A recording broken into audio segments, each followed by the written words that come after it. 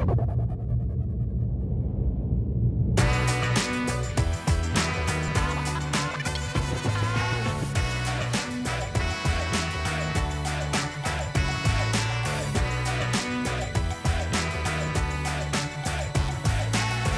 à tous, bienvenue dans Story Movies. Au sommaire de nos envies de cinéma, François Cluzet est un monstre d'acteur. Dans un salopard, je cherche les qualités pour lui donner de l'humanité. Vincent Lacoste et Benjamin Voisin donnent un coup de jeune à Balzac. Vous éclairez les gens sur l'art, le monde. Et on tombe amoureux grâce à Julie en 12 chapitres de Joachim Trier.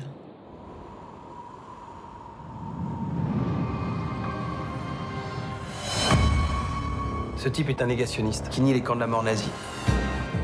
Incarner un révisionniste, quel choix risqué pour un acteur aussi populaire que François Cluzet. Moi, je me contente pas de rabâcher la vérité officielle. Moi, je suis un chercheur. Mais c'est oublier que le héros de Ne le dit à personne ou Intouchable s'est aussi illustré dans des rôles troubles. À commencer par le mari maladivement jaloux qu'il a incarné à ses débuts dans L'Enfer de Claude Chabrol. Quand Chacha Chabrol m'a proposé ça, le film n'a pas été un énorme succès, mais j'ai vu que dans le métier, ça me singularisait un peu. Le voici retors, ambigu et effrayant dans L'Homme de la cave, signé Philippe Leguet, où il incarne un ancien professeur qui squatte le sous-sol d'un immeuble bourgeois. Vous savez, monsieur qui a acheté la cave, eh ben, cette nuit, il a dormi en bas. Et distille habilement sa propagande autour de lui. Les derniers rôles que vous avez épousés, c'était des rôles d'hommes bons, d'hommes solaires, de bonnes pattes. Rien à voir avec ce que vous faites ici. En effet. Vous en aviez marre d'être gentil?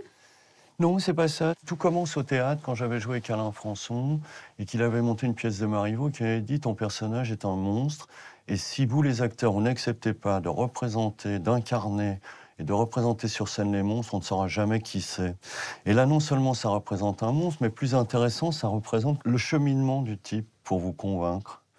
C'est-à-dire que, évidemment, le type doit avoir quelques qualités. Si tu n'as pas d'atout, si tu n'as pas d'aura, si tu n'as pas un visage sympathique, on ne va pas t'écouter. Mais là, on l'a habillé pauvre, avec le manteau un peu large, qui sort des fripes. Mais en même temps, il est digne, il a une cravate, il est propre. Mais il veut une certaine... bien. Voilà, exactement, une certaine respectabilité. Et ensuite, sur la définition, la façon dont il s'exprime et tout ça, il décide de prendre une voix toute douce. La meilleure preuve, quand tu parles comme ça, les gens vont s'approcher. Si tu hurles, les gens... Et derrière ça, ça lui permet de disséminer sa haine, ce venin-là antisémite. Monsieur Fonzic se dit être un esprit libre. Il invite ses élèves à se demander si Napoléon est vraiment mort à Sainte-Hélène, si Jeanne d'Arc est morte sur un bûcher. Je pose des questions. Est-ce qu'on peut poser des questions? Des questions sur l'existence des chambres à gaz. Des parents d'élèves se sont plaints, c'est remonté jusqu'au rectorat. Fonzic a eu un blâme, il a recommencé l'année suivante. Le coup près est tombé, l'académie l'a révoqué, apologie du crime contre l'humanité. Non mais, vous dénoncez les soi-disant preuves des soi-disant chambres à gaz. Non mais c'est... Enfin, on a bien le droit de discuter, non? Ah non mais moi c'est très simple, je ne discute pas avec des gens comme vous. Maître, j'annule la vente de cette cave. Vous travaillez ces personnages de la même façon que n'importe quel autre? Oui, parce que c'est une partition, à vrai dire, si vous voulez, c'est du... Moi, j'ai une méthode maintenant, je ne répète pas tout seul, je ne répète pas devant ma glace, je ne donne pas de vie au dialogue, j'apprends les dialogues syllabe par syllabe, donc je vire toute l'intelligibilité du texte. Bonjour, madame, comment... Voilà, j'apprends comme ça, et je l'écris en le disant. Si tu écris ma, la ligne en dessous, dame, et que tu visualises ton écriture et que tu écoutes, le texte y rentre. Et à ce moment-là, ta fraîcheur, elle est toute neuve. Tu ne sais pratiquement pas le texte, tu ne sais que les syllabes.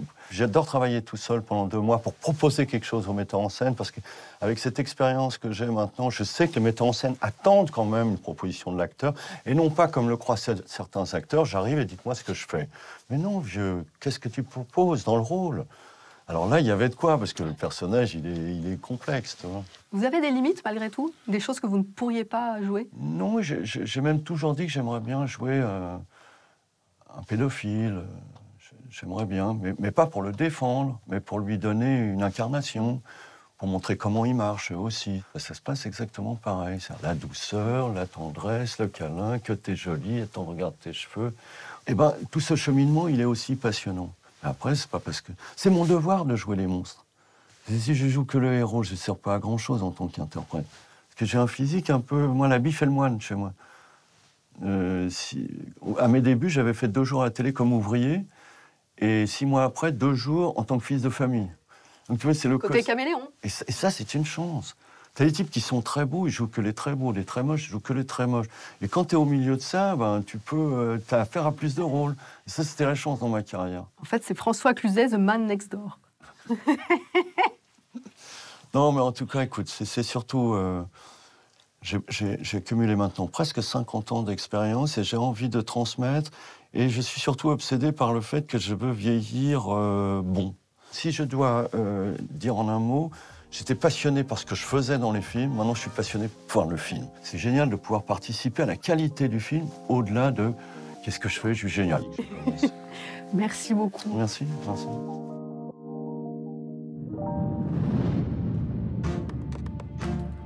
C'est une maison nichée dans le 16e arrondissement. La demeure d'Honoré de Balzac est aujourd'hui un musée.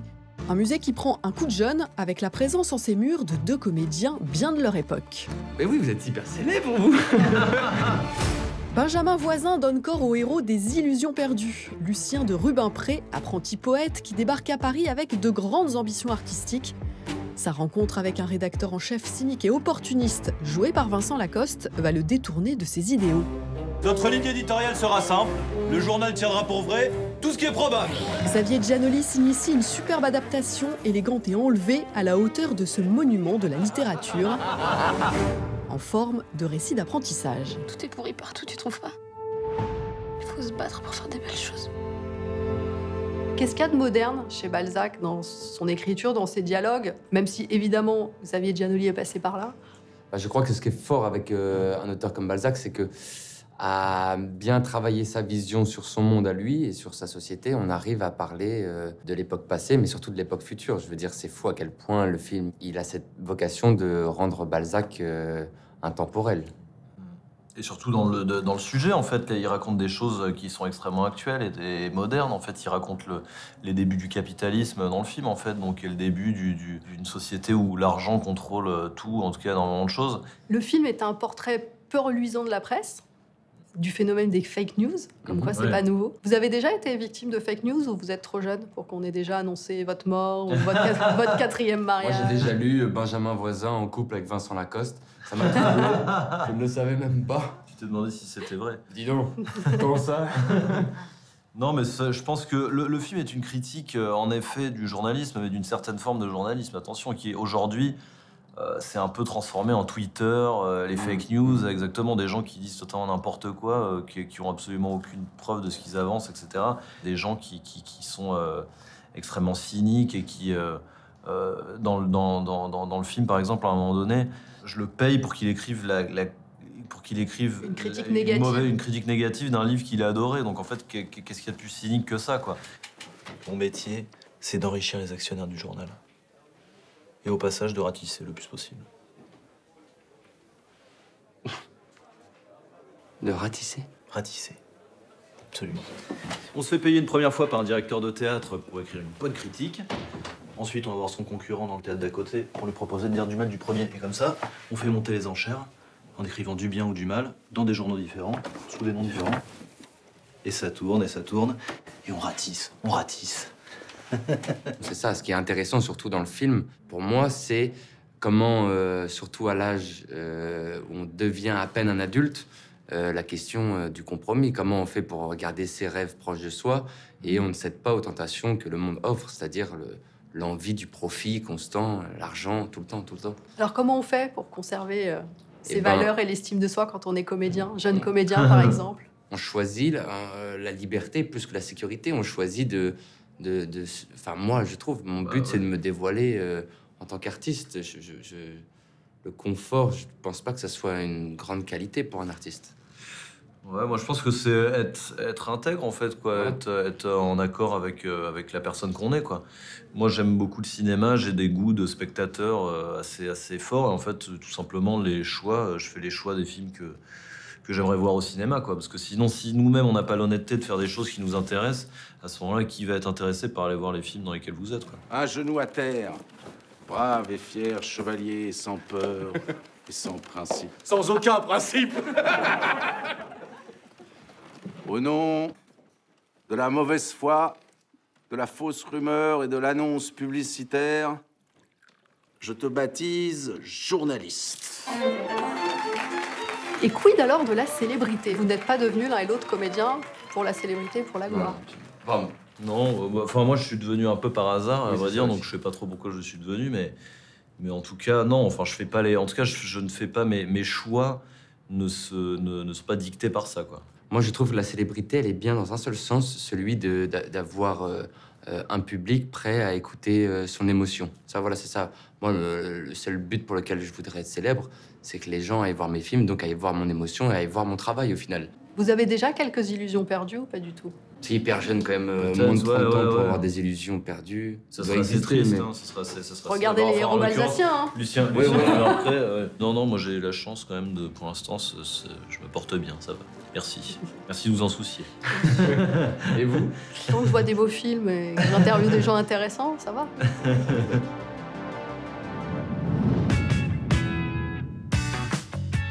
Ils sont beaux, ils sont drôles. We're so sad on the inside, so we have to laugh. Et en plus, grâce à eux, votre cœur va battre la chamade. Lui, c'est le cinéaste norvégien Joachim Trier, dont on avait notamment adoré le second long-métrage, Oslo 31 août. Il y avait offert un petit rôle à celle qui est désormais son héroïne. Renata Reinsve a mis à ses pieds le Festival de Cannes en juillet dernier et remporté le prix d'interprétation féminine. Il faut dire qu'elle est absolument merveilleuse de liberté et de vulnérabilité dans Julie en 12 chapitres.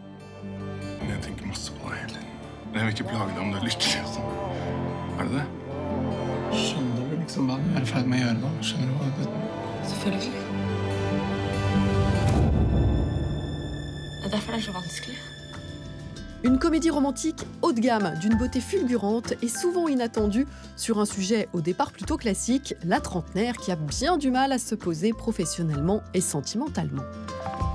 She could be the average character of the 30-year-old woman searching for happiness and love. Yeah. Still, I had the feeling that she was not the average girl. Well, I think she's very smart. Maybe because of you. Oh.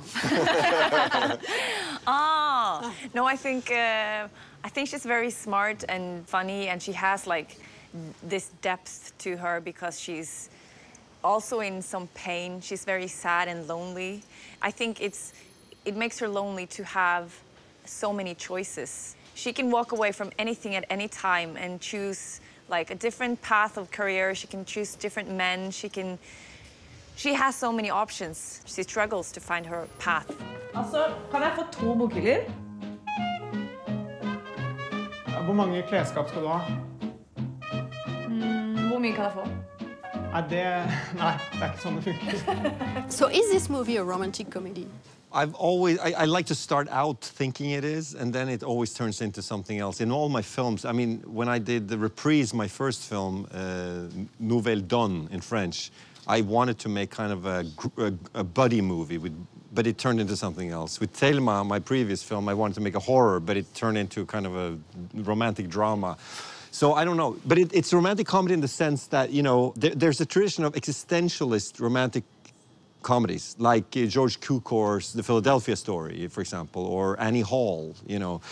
Eric Romer also has some that deal more with the sense of identity, longing, place in the world, meaning of life, than just finding the right partner.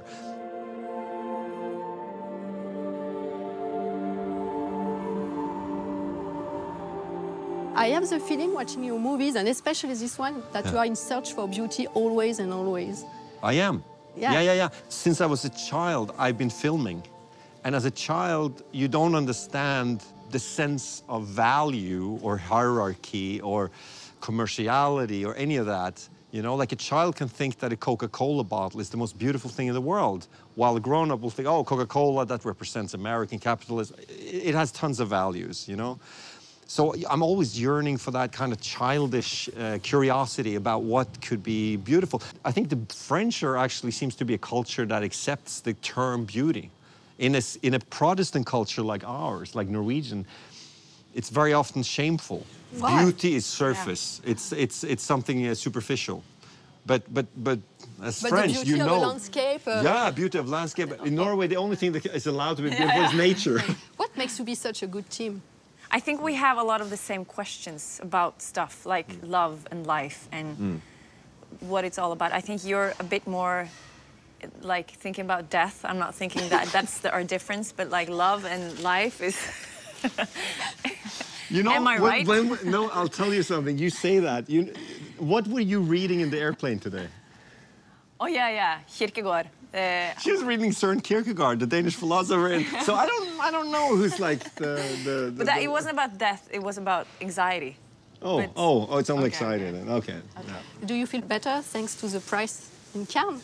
If I feel better as a person? No. As an actress? No, I'm the same. I'm very honored and very happy, but I still have the same doubts and the same. But I think it can be like useful to have some doubts, like always striving to be like a little bit better and like making the role a little bit better. I think it can be helpful. We're Norwegian after all. Yes. So if we got too happy, we would lose our whole sense of identity. He's laughing. La semaine prochaine, dans Story Movies, des infidèles. Guillaume Canet trompe Virginie Efira avec Laetitia Casta. On y est allé vraiment piano. D'un coup, il me convoque, il me dit, écoute, il faut que je te parle. En fait, Je crois que je t'ai pas demandé assez. pas fait assez. Tu peux m'expliquer pourquoi tu penses à moi quand tu baisses ta maîtresse? Et Stéphane de Groot règle ses comptes avec Elsa Zilberstein. Fermez la porte, ouais. Salut!